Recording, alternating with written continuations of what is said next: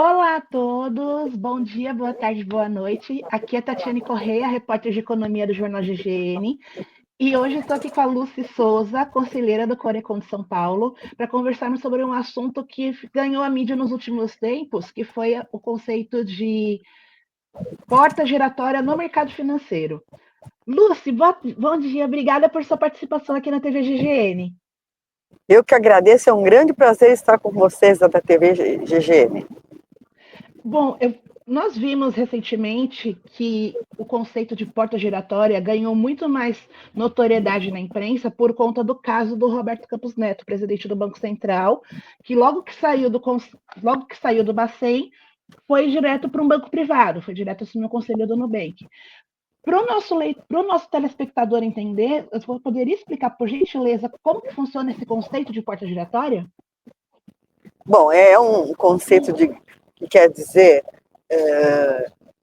que as pessoas saem do setor público e levando uma bagagem, né, e inclusive detentoras de informações privilegiadas, e vão se recolocar, né, em postos estratégicos do setor privado. No caso que você citou, foi para o mercado financeiro, né? Claro, ele era Uhum. presidente do Banco Central, né? Então, mais que, entre aspas, normal, se recolocar no mercado financeiro, né? Então, isso significa sair de um lado e vai para o outro, né? O problema é que isso pode gerar uma situação de conflito de interesses, e deixando claro que existe uma lei de conflito de interesses de 2013, assinada pela presidente Dilma Rousseff, que dispõe sobre essa situação, né, e dando um prazo, inclusive, de 6 meses, né, de quarentena, digamos assim, entre a saída, a exoneração, etc., renúncia do cargo do setor público para o setor privado. Certo. A partir disso, o Roberto Campos Neto foi um caso que ganhou a imprensa, que ganhou a mídia justamente pela rapidez, né? Mas essa prática não é uma prática inédita. Já vimos outros casos, mas existe um período de quarentena de 6 meses, não é? Estavam, inclusive discutindo para aumentar Sim, esse período? Como que você avalia isso? exatamente. Estão discutindo, mas o que temos por enquanto é os 6 meses, né? Então, Uhum, nessa lei, existe uma possibilidade que eu acho que não foi acionada, tá? De que o comitê de ética, né, que avalia essa situação de conflito de interesses e tem que ser consultado, poderia, digamos assim, reduzir esse prazo, mas eu acho que não, isso não aconteceu, porque é um cargo de extrema importância, né, saindo da presidência do Banco Central e indo para o conselho de um banco importantíssimo, né, que cresceu muito, né, então eu não sei os detalhes, a gente talvez pudesse pesquisar, mas eu imagino que formalmente ele cumpriu esses tais 6 meses, embora anunciado, não, digamos assim, não assumiu, né, antes de 6 meses, mas teríamos que analisar, e eu não tenho essa informação agora, se ele conseguiu alguma, digamos assim, redução desse prazo, o que seria totalmente injustificável, né? certo. E por conta dessa questão da porta giratória e essa recolocação rápida do pessoal que trabalhou no setor público como um todo, a gente está falando do mercado financeiro, Uhum. mas essa é uma prática que atinge também outras autarquias, outras Sim, a diretorias, lei né? dispõe sobre todos os cargos de governo, aplicável principalmente para aqueles de alto nível, né? Que eles têm, está lá escrito na lei, né? Certo. Eu abri aqui a informação do Roberto Campos Neto. Ele assumiu o Conselho de Administração do Nubank em 1º de julho, após os 6 meses de quarentena. Tá vendo? Ele não Ele usou. saiu em janeiro. É isso aí. É porque, mas enquanto isso, cá entre nós, né, é um período de transição que teoricamente ele não pode dar consultoria, não pode fazer várias coisas que está disposto na lei, mas os arranjos já vão acontecendo, né? Digamos assim. E inclusive o anúncio no Uhum. caso dele. Mas não foi só ele, mas é o cara que fica mais em evidência dada a importância do cargo, né? Tem Sim. gente que sai da CVM Gente, também, vai para o setor privado, né? Estou falando do mercado financeiro, no sim. caso, né? Uhum. existem outros casos, né? Teve assim, o que eu lembro de cabeça, que teve o Armínio Fraga, que até abriu uma consultoria, uma consultoria de investimentos, o Maílson da Sim, Nóbrega também tem claro. uma consultoria, também tem uma consultoria, que eles levaram toda essa bagagem que eles construíram no setor público para o setor privado. Então, o que se leva, digamos que pensando que a pessoa é ética e não vai fazer uso da informação privilegiada, tá? Isso é o mínimo, né? O que levam esses personagens à fama é simplesmente levar a expertise, né, de como funciona o setor público, principalmente um regulador como o Banco Central, o CVM, né, que isso é de grande valia, né, para depois ele se recolocar ganhando muito mais no setor privado e trazer essa bagagem, não só de como as coisas funcionam, né, as entranhas do setor público e dos processos de regulação, mas também a rede de relacionamento, né? Sim, e justamente agora falando nessa questão de expertise, rede de relacionamento, existe a possibilidade desse conceito de porta giratória gerar algum viés para o mercado, ou algum viés que favoreça o setor público, mesmo que de forma indireta, por conta dessas relações que acabam sendo feitas? Eu acho que sim, tá? Porque tem muita gente que aceita digamos assim, o cargo, né? Ganhando menos do que ganharia no setor privado, né?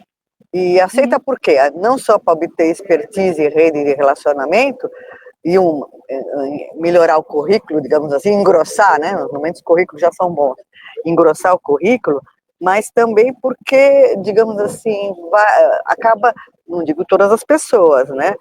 Podendo exercer algum tipo de viés, né? No caso, assim, por exemplo, eu trabalho numa autarquia pública e tem uma decisão que o colegiado público vai tomar, mas que pode afetar o setor privado ou alguma instituição que eu queira trabalhar, queira trabalhar dentro de algum tempo, e existe a possibilidade disso acontecer nos bastidores, né?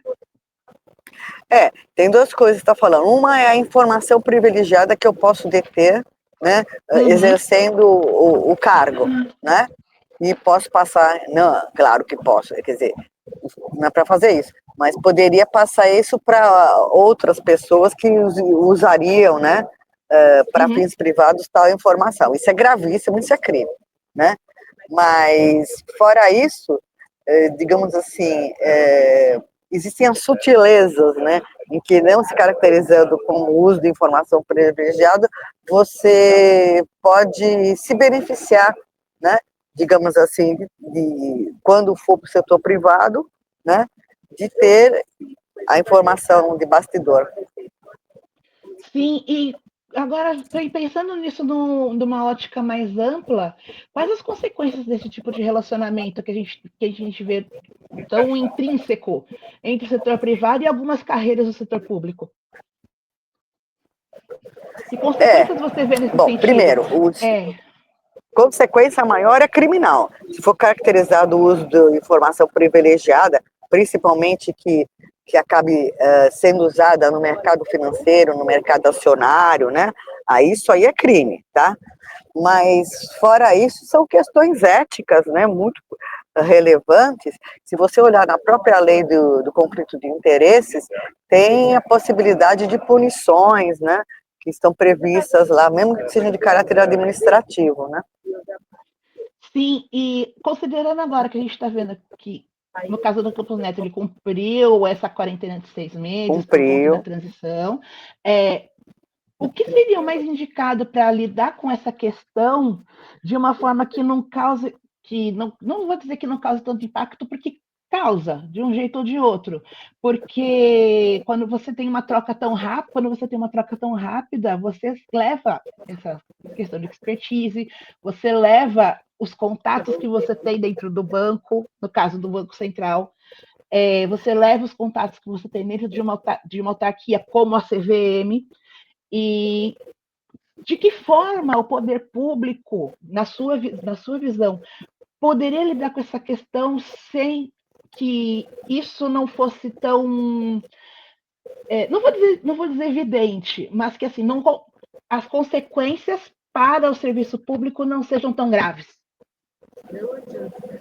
Bom, primeiro, você mesmo tinha colocado no começo da entrevista que poderia se implantar, né, uma proposição de aumento da quarentena, a maneira que você dilui pelo menos assim a informação privilegiada porque ela fica velha, né, digamos assim. Agora, como isso eu acho difícil de passar na Câmara, porque existe muito lobby contra aumento dessa quarentena, eu acho que, refletindo assim, você, assim, você tem que ter um comitê de ética que está previsto na comissão, agora eu não lembro o nome direito, que está previsto na lei de conflito de interesses, muito rigoroso, entendeu? Muito rigoroso e sem viés, tá? Assim, aqueles membros, assim, realmente com muita seriedade com a coisa pública, muita ética, né? E que não tem um conflito de interesses. E nem até que sejam assim, isentos relativamente ao governo que está em exercício, né? E também tem a mão, não é só a mão em direção ao setor privado, mas do setor privado para o governo, né? Sim, é que se a gente for pensar bem pensado, até mesmo a gente está vendo isso atualmente no próprio Banco Central, já que o Galípolo ele veio do setor privado, ele chegou a presidir um banco e Sim. foi para o Banco Central e atualmente é o presidente do Bacen. Agora Parece que é pensando, mais realista que os reis, né? Digamos assim. Outro dia eu fui num evento importante no BNDES, entre banqueiros falaram que a taxa de juros estava alta. Eu fiquei refletindo sobre isso. Falei, ué, se até os banqueiros principais do Brasil estão falando que a taxa de juros está muito alta, como é que não sensibiliza o Copom, né? Sim, aí já entra na A questão reunião do deles Copom. usarem. Aí já entra a questão de usarem política monetária, falar que tem que controlar a inflação, tem a questão do controle inflacionário, que tem algumas questões que ainda precisam ser ponderadas, mas não é só. Tem alguns banqueiros que já falam disso. Aí a gente vai ver o pessoal da Faria Lima falando que as taxas de juros estão dentro do esperado e que o Copom vai manter essa taxa atual por um período prolongado de tempo, e aí a gente não entende mais nada do que está acontecendo. Pois é. É que se todo mundo achasse a mesma coisa, tivesse os mesmos interesses, não haveria jogo, né? Então, uns falam uma coisa, outros falam outra. O fato é que com essa taxa de juros altíssima, a maior do mundo quase, em termos reais, o quem ganha com pouco esforço, é o pessoal que da renda fixa, né? Porque, quer dizer, digamos assim, os rentistas, né? Aqueles que aplicam em renda fixa, que ganham com muita facilidade, né? Rendimentos e prejuízo, inclusive, para o próprio mercado de capitais, né? Da qual eu tenho uma longa experiência, e que as empresas acabam sendo prejudicadas porque juro alto é componente do custo de capital, né? Então isso atrapalha não só o mercado de ações, digamos assim, mas também os próprios cálculos econômico-financeiros das empresas, né? Vale a pena investir em uma nova planta, uma nova fábrica, uma nova atividade, se a taxa de juros tão alta, no cálculo não vale, né? Aí a gente fica pensando com relação ao mercado, com relação aos interesses do mercado, enquanto essas instituições de mercado influenciam o relatório Focus do Banco Central. Que isso também tem algum. Isso também acaba caindo nessa questão dos interesses de manter os juros no nível que garanta rendimento para os rentistas. É normal que o Banco Central converse com o mercado, né, através do Focus, né, para pegar a sensibilidade do mercado. Porque a crítica que a gente tem, né, essa histórica crítica, é que, embora o Banco Central seja o regulador do mercado financeiro, ele também deveria se preocupar com outros segmentos que não são do mercado financeiro, né, e ouvir as suas opiniões, porque as opiniões também são competentes, né, e deveriam ser levados em consideração, né, tanto o empresariado não financeiro, quanto as entidades representativas dos trabalhadores organizados e da sociedade civil, né? E também a academia, né? Uhum. Agora, para gente encerrar essa questão e falar essa questão da porta giratória, o que você acredita que seria o ideal para se lidar com essa questão? Aumentar o período de quarentena, ter regras mais rigorosas, com confidencialidade com relação aos dados trabalhados? Porque eu lembro, inclusive, falando dessa questão de interesse de mercado, daquela foto famosa do Paulo Guedes aparecendo com o terminal da Bloomberg atrás dele, e a gente pensando, isso é ilegal, isso não é, tendo em vista que ele veio do setor privado, ele fundou um banco e estava trabalhando com um dos terminais mais avançados do mercado como ministro da Economia, tem alguma coisa estranha nesse ângulo. Foi até simbólico, mas o fato que o terminal Bloomberg, ele também, digamos assim, ele mostra as condições da conjuntura de mercado imediatamente, né? Uhum. Então, em si ter um terminal Bloomberg, não acho nenhum problema. Agora, voltando à tua pergunta, eu diria assim, eu só queria apontar uma coisa, eu tenho 40 anos de mercado, né? Desde que entrei para trabalhar no setor privado, num banco de investimento, né? E eu diria que relativamente ao passado, as coisas melhoraram, tá? Antes o uso de informação privilegiada, a porta giratória era mais escancarada. Agora, digamos assim, as coisas ficaram um pouquinho mais reguladas, né? E eu acho que o que a gente poderia melhorar é mais transparência, embora se você lê a lei, essas pessoas sensíveis, né? Elas têm que dar informações sobre até sua agenda pública enquanto estão no cargo e depois dar informações, inclusive, quando estão no período de quarentena, né? Então, eu acho que poderia aumentar a transparência e eu reafirmo, eu acho que você tem que aumentar o rigor sobre a escolha dos membros da comissão de ética e cobrar também, digamos assim, mais transparência dos procedimentos, das deliberações da própria comissão de ética. Excelente, Lucy. Depois eu vou conversar com a Ana, a gente marca uma entrevista, mas para falar sobre a questão de mercado focos, taxa de juros, que eu acho que isso vai ser didático também para o nosso público. Eu fico à disposição, tenho um grande prazer em falar com você. Muito obrigada, Lucy. Obrigada pela entrevista. Boa viagem, viu? A gente se fala.